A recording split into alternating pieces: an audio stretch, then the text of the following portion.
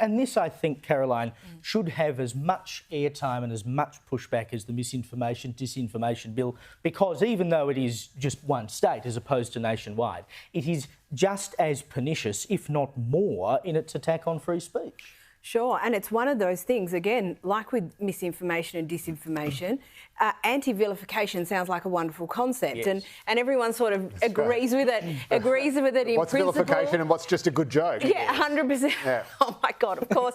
But then you start to drill down and you start to define and you start to, you know, you talk about enforcement, you start to talk about penalties, you start to talk about all those things.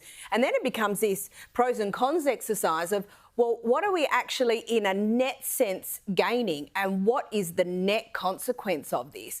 And often the net consequence, when you consider all those things, again, ends up being so much more than the damage, whatever it is that you're trying to prevent in the first place. Indeed. Now, have a look at these wackos. The anti-coal activists have been at it again this weekend.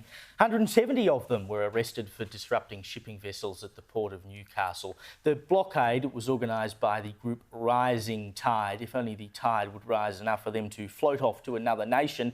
It began on Friday and the Port Authority of New South Wales has now been forced to temporarily suspend shipping over safety concerns. And of course, Greens leader Adam Bant showed up at the protest. The message for Anthony Albanese and Peter Dutton is pretty clear. Stop opening new coal and gas mines. You can't put the fire out while you're pouring petrol on it.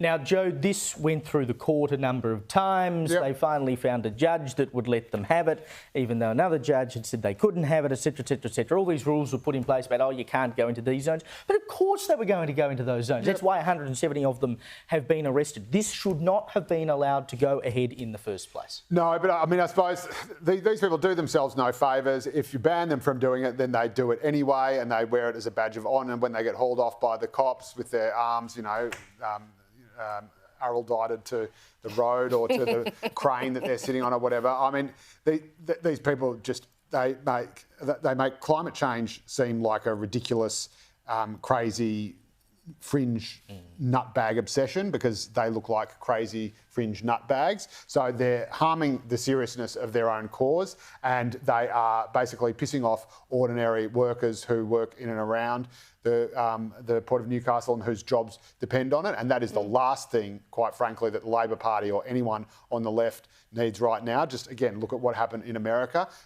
It's just another example of the far left being dominated by, you know, tertiary educated elites, university students from nice upper middle class homes and screwing the workers who were meant to be its backbone. So, you know, let them stand up and be counted and look like the idiots they are. But do you know what I love?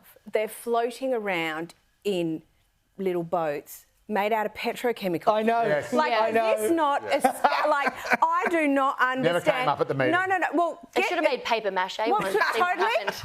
Or your little, like, tofu kayak, go for your life. But if you are going to be in a vessel of whatever description it is that's made out of petrochemicals, sit this one out. Give them the 6 months in a leaky boat as far as I'm concerned.